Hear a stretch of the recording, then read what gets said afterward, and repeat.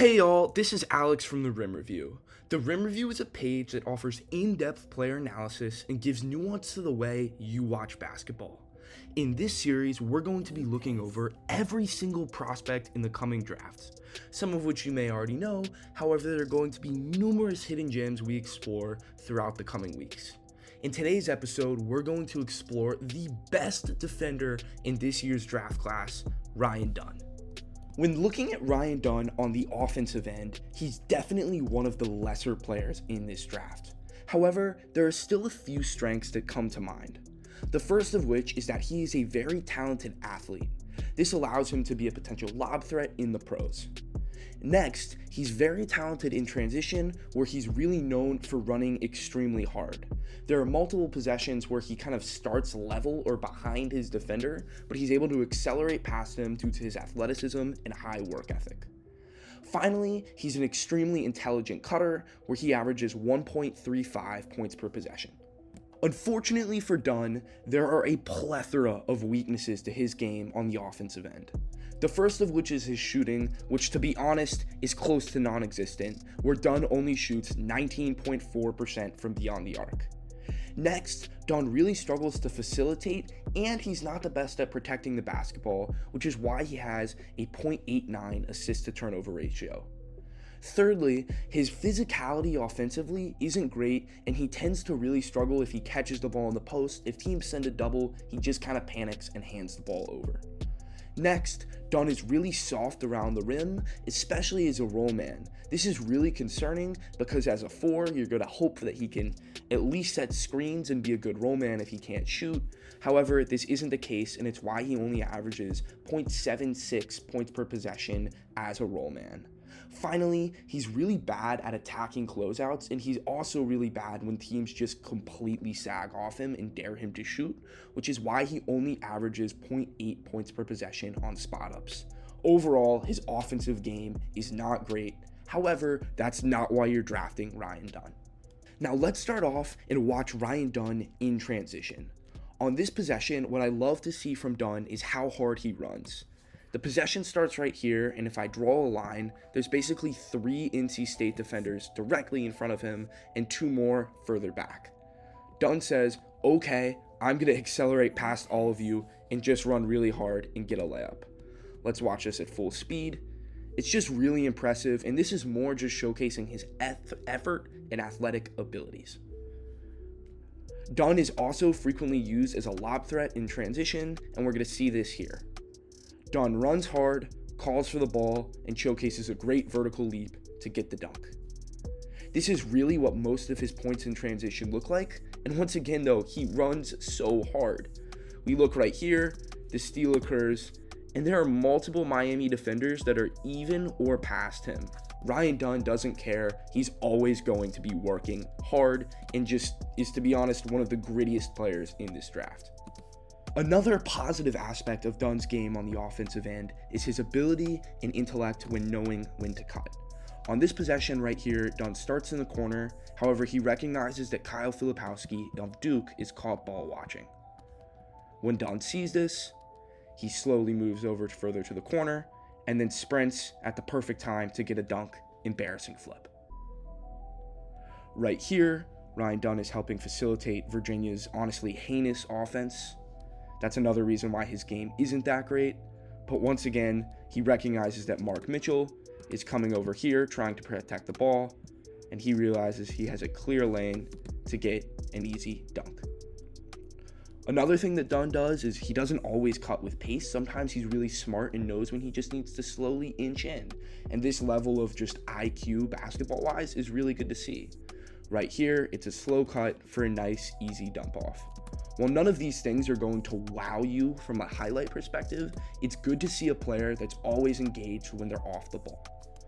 Unfortunately, even though Ryan Dunn is an extremely talented cutter, his touch around the rim isn't great. Right here, he makes a really nice cut to get in front of his man, brushes off a Reese Beekman screen, yet that layup was honestly rough to watch. Now, let's watch Ryan Dunn in pick and roll situations. Right here, Ryan Dunn sets a drag screen that Reese Beekman chooses to refuse. For those of you who don't know, refusing is simply when you go the other way from the screen. Dunn remains looking for the ball and catches a nice pocket pass for an easy layup. What I love to see here is Dunn staying engaged, and look at his length to have a nice extended finish. On this possession, we're going to see something very similar as Virginia continues to run their blocker mover motion. Dunn is going to set the screen and not initially become open. However, he continues to wait and gets a nice late dump off. Additionally, Dunn frequently will set screens to get in the post. While this initially sounds good, his post offense is honestly kind of weak. He sets this screen, gets in on Andrew Carr. However, he doesn't really have much and kind of struggles to get by people. The pressure and physicality from Carr forces a tough shot. Watching Dunn come into the post here, he tries to back down Ian Shefflin from Clemson. However, he faces up right here and just has a really loose handle. Dunn is often not aware in the post. Part of this is on Reese Beekman, who should be calling out this guy right here. However, I'd like to see Dunn protect the basketball a bit more. When Ryan Dunn does get into the post, he frequently relies on facing up and having a post fade as his typical method of scoring. Right here, he gets a mismatch against Louisville. What I would like to see him do is use his size a little bit more, back this man down, and either score for himself or look for potential kicks. Ryan Dunn instead relies on this post fade. However, it does go in as this is one of his more favorable shots. Right here, we're going to see him try to have a post fade again against Matthew Cleveland from Miami. Unfortunately, once again, it's awkward and he's fading away. I don't think that this is the type of winning shot that you're going to see. And another issue with Ryan Dunn is he potentially could miss kicks. Right here, maybe you have this late pass to Reese Beekman. Part of the issue, though, is Virginia's spacing is just so awful that there's not much for Ryan Dunn to do. So that's one of the bright spots, because a lot of his weaknesses are simply due to the fact that he has to play with an offense that was invented during the Cold War. The biggest issue with Ryan Dunn's game is his lack of shooting ability. Teams are simply going to completely sag off him.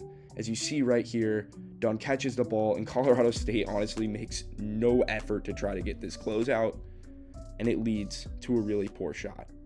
Not what you like to see. We're going to see something very similar here, where Ryan Dunn just is not a threat from behind the arc. He's going to set this flare screen for Reese Beekman, pop out, and Mohamed Diarra from NC State doesn't even feel tempted to make a closeout. This is a 3 with 3 seconds on the shot clock. You would think if he was even a competent shooter, this would be running for a flyby closeout. It's a 2-point game in the ACC tournament. However, Ryan Dunn shooting this 3 is as good as a turnover. Right here against Duke, it's a very similar story. He doesn't even look at the basket here when he catches it. Ideally, even if you're not going to be the type of player that shoots, I'd like to see you flow into a DHO, maybe have a two-man game, or catch it and have a stampede drive, immediately rip through and go at Mark Mitchell, and maybe you can get a look for yourself. Maybe this Reese Beekman kick is open. There's a lot that you can do, but he's so passive on the perimeter that it causes a lot of concerns for scouts. He gets the ball right back again here in the corner, wide open, and is set, and it just doesn't fall. His shot doesn't look great, it doesn't look awful, however, the results are horrendous. Additionally, when Ryan Dunn does try to attack closeouts, his handle is often loose. Right here, he does have a bit of a pause. As you see, he catches and he's not set initially, so he's not able to fully take advantage of all the momentum that Mason Madsen right here has coming in this direction. Ideally, I'd like to see a quick rip through either to the middle or the baseline. However, it's slow, and then once he does drive, the handle is extremely loose. On this possession, it's more of the same for Ryan Dunn, and he really struggles to know how to handle teams completely sagging off him.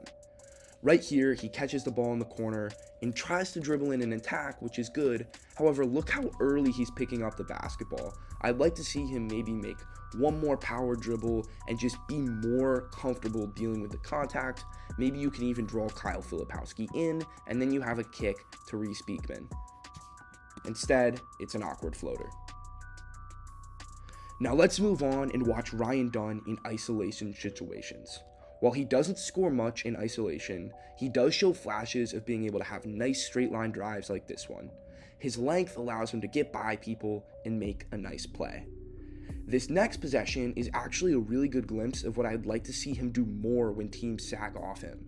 Right here, he's comfortable, goes at the man who's gapping off him, takes a couple dribbles in, and spins and scores. Those are the types of clips you'd like to see a lot more consistently for Dunn. Unfortunately, once again, Dunn is very soft around the rim, and it causes some issues. Right here, he tries to initiate contact against Mark Mitchell, however there's not much clear separation, and he forces up a contested shot. Now, I do think part of the issue here is, once again, Ryan Dunn is not helped by the heinous offense of Tony Bennett, which is why, look at these three guys right here. There's no one for Ryan Dunn to kick to, so Kyle Filipowski is also able to come over here. So I don't think that these offensive weaknesses are completely Dunn's fault. However, it's a big flaw within his game. On this next possession, it's once again more of the same thing. Dunn tries to make a decision. He says, okay, I'm going to go at Andrew Carr, and he just doesn't do anything. You don't have to, when you pick the ball up right here, I guess there's 5 seconds on the shot clock, so you want to do something, but this kind of awkward shot, it's awkward for a reason, because it's not a good decision from Dunn.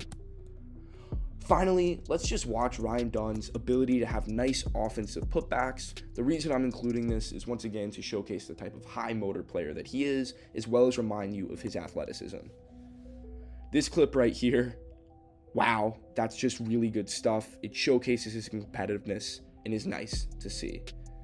Here, Ryan Dunn uses his length and has a nice tip in. Offensive rebounding is going to be a way Ryan Dunn can get some points on the board if he's able to be on the court in the NBA.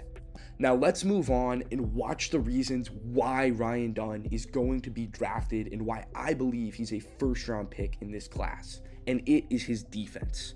He has a numerous amount of defensive strengths, and the first of which is his off-ball awareness.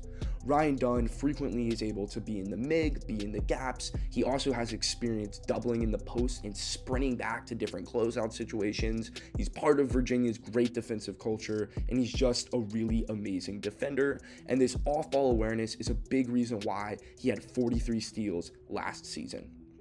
Next, Ryan Dunn has amazing driving line defense. He has great footwork, and his length is also able to bother offensive players when they try to score around him. Next, he's really great in closeouts, and he only gives up 0.787 points per possession in spot-up situations. Next, he's used to a variety of different pick and roll coverages, whether that's switching, doubling, doing a soft hedge, or a hard hedge. Ryan Dunn has almost done it all, and that's a big reason why teams against him only average 0.462 points per possession in the pick and roll. And what I love the most from Ryan Dunn is his verticality. Ryan Dunn is an amazing athlete who does a great job blocking, as he has 77 blocks on the season, but what I find to be even more impressive when it comes to rim protection is the fact that he's able to do this without fouling. Ryan Dunn is very crafty and is able to jump straight up, keep his hands in the air, and that's why he has a 1.08 block to foul ratio. There are almost zero guys who have more blocks than fouls, especially when it's someone that's switching and is going for steals on the perimeter. However, defensively, Ryan Dunn is just different. If you're looking to find a defensive weakness in Ryan Dunn's game, you're going to have a really tough time. The only thing that I think he might do at even an average level defensively is the fact that he is a bit jumpy when he's trying to go for blocks, or maybe he's falling for pump fakes. However, I still think he's pretty average, if not above average at that. There really are not any true defensive weaknesses to Ryan Dunn's game. Now let's move on to the reason why you clicked on this video and watch Ryan Dunn in driving line defense situations. Right here, Ryan Dunn does a good job staying in front of his man and forces this DHO, where he then switches on to Sky Clark, who's a very talented guard. Ryan Dunn isn't having any of Clark's moves. He doesn't fall for these change of pace, has great footwork, and swipes at the ball, forcing up just a really tough shot. That's amazing to see. And that's probably why Sky Clark is transferring again. He doesn't want to have to deal with defenders like Ryan Dunn in the ACC. Right here, he stays in front of Casey Morcell. Really, there's just no shot. And once again, he's able to remain vertical, contest without fouling. Just really amazing from Dunn. On this possession, it's just more of the same. He's guarding on the perimeter right here. Catches the ball, stays in front of Tay Davis, and just gets a really nice block. Ryan Dunn is just different. Right here against Florida State, he's going to guard another NBA prospect, Jamir Watkins. He stays in front of him, and Watkins gets absolutely zero separation. And what I love to see, once again, look at this length from Dunn and forces a really awkward shot from Watkins, and Dunn's able to do all of this without fouling. Another thing that I love about Ryan Dunn defensively is just how high effort he plays off the ball. On this possession, we really get the full Ryan Dunn experience. Right here, he's in the gap in order to bother the Jared McCain drive. He then goes back up, picks up Kyle Filipowski, has a nice hard hedge right here, once again forcing Jared to pass. As Mark Mitchell cuts, Ryan Dunn says, "Yeah, not today, I'm getting a block." Let's just watch this without interruptions and just see how much Ryan Dunn moves throughout this possession. And what I love to see here is this is happening during a blowout. They're getting absolutely boat raced by Duke, yet Dunn is still willing to fully compete and leave it all on the floor. Really amazing. Just wow, what great length. Right here, Ryan Dunn is going to fire Colorado State, who has the ball in the post. Once they throw it in right here, Dunn is being aggressive. I don't necessarily love Dunn firing from below. I think I would appreciate a little bit more communication and maybe having someone else do it. However, this is the game plan that Virginia had against Colorado State. You see Dunn here. He comes in, and then just look at this athleticism to still protect the rim. Incredible. Right here, as almost every team had to do, he fires against DJ Burns, but then look how quickly he sprints back. As soon as Burns passes it, Dunn's right back on his man and just has incredible post defense, guards DR without fouling, and forces him to take a tough shot. More of the same here from Ryan Dunn. He comes in, and what I love him doing is he has this cat and mouse game right here where he keeps swiping at the ball without fully committing to a double team. Really good. It makes Len Kidd uncomfortable. Pick up the basketball. Dunn then contests this catch, and it leads to a turnover. His defense is impeccable. One thing that Ryan Dunn does really well is, once again, knowing where to be off ball. Right here, Ryan Dunn has to guard number 2 on Pitt, Blake Henson, who's one of the best shooters in the ACC. Despite this, Dunn knows his job and is in the paint ready to catch Fede Federico on the roll. Once Pitt tries to attempt a skip pass, Dunn has a great closeout and makes the shot tough for Henson. Really great to see. Once again, on this clip, you're going to see Ryan Dunn as the mid, being ready to catch Norchad Omier on the roll. Initially, you might be thought he's going to drive back to Matthew Cleveland right here. However, he recognizes that Cleveland isn't that great of a shooter and that Bensley Joseph looks like he's about to force up a shot. And so he says, okay, I'm going to protect the rim, and gets a nice block. Now let's move on to Ryan Dunn in the post, where you're going to continue to be impressed by his defense. Right here, he does a great job absorbing contact, bodying up, and it leads to a turnover. Really great stuff. On this possession, it's more of the same, and I'm just truly impressed watching Dunn's willingness to compete. Right here, once again, he's guarding with his chest. He's able to play without fouling. He doesn't fall for any of these DR pump fakes, which is good. And he just says, get that shit out of here. Right here, he has to guard NBA prospect and potential first-round pick Kyle Filipowski. That's not going to bother Ryan Dunn. He's willing to compete. He absorbs him with his chest. Maybe he fouls Flip a little bit. He's not completely straight up. However, he does a pretty good job remaining vertical. That's not going to typically be called in the NBA. He blocks this shot. Flip gets a rebound, and Ryan Dunn's like, no, it's just not your day. Let's watch this one more time because it's just that good. Dunn is competing, willing to work, and shuts down the type of player he's going to see in the NBA, which is really exciting for scouts. At times, he is a bit jumpy in the posts, and as you'll see in this possession, this is why I would mark it as his only real weakness. He falls for multiple pump fakes, but once again, it's something that everybody's going to do every once in a while. Now let's watch Ryan Dunn in the pick and roll, where he typically has a couple of different coverages that he uses. Typically, Virginia runs hard and aggressive hedges like this, where Ryan Dunn has to come up and meet Nathan George, the Georgia Tech point guard. He does a great job sprinting back, getting to his man in the post, which you have to do if you're going to run this level of hard hedge. Let's watch this one more time, and the block is impressive, but what I love seeing is how quickly he comes back and recovers and gets back to even after he provided the help. Really great stuff, and why Ryan Dunn is such a good defender. Right here, Ryan Dunn is actually going to get clipped by a screen. However, he fights back and is able to get to even. This screen occurs on the wing. He gets bumped. However, he competes, stays in front of Matthew Cleveland, and it's like the screen never even happened. Ryan Dunn is him on the defensive end.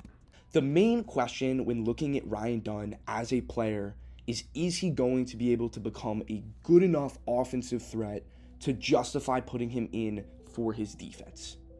Ryan Dunn is going to immediately be one of the best defenders in the NBA, and he's going to be able to guard almost every team's best player, which is really exciting. However, is it worth putting someone like him on the floor when he is so honestly inept offensively? I think it could mess up spacing and could cause a lot of issues for teams. I actually think that it's still worth picking Ryan Dunn in the late first round, because with the right coaching and the right system around him, he could develop into a much better offensive player. While I never think he will even be an average offensive player, if he's just okay, that might be enough because of how good he is defensively. I also think a lot of Dunn's offensive struggles can be attributed to the atrocious offense that was ran at Virginia. So getting him into an NBA system when they're running more fast-paced, fluid offense could allow him to be maybe used more as a cutter. And I also think he could learn how to deal with players gapping off him. When looking at Ryan Dunn, I think he has a really good ceiling and could potentially be like a Jared Vanderbilt or a Herb Jones, that style of player that is just going to shut you down defensively while having an okay offensive game. I think that his most likely outcome is being just a little bit worse than that. Still a really great defender that comes off the bench. However, I don't know if he'll be able to be as good as a spacing threat as like Herb Jones has developed somewhat of a jump shot. I don't know if Ryan Dunn can get there. And my biggest concern is his floor. If he doesn't, maybe he's not as great as a defender as you would think because he hasn't gone up against as many NBA level talent players because the ACC was a little weak this year. I doubt that that's the case, but I think maybe his offense is so bad that a team never puts him on the floor and he never showcases that defense. And he becomes a guy that's only put in for spot possessions when you need to get a particular stop. Overall, I really love Ryan Dunn as a prospect, and I do think he's the best defender in this class. And to be honest, I don't think it's that close. I would still justify picking him anywhere in the range from as high as 23, and I would be shocked if he falls past 35. Overall, that's my take, and I really like Ryan Dunn.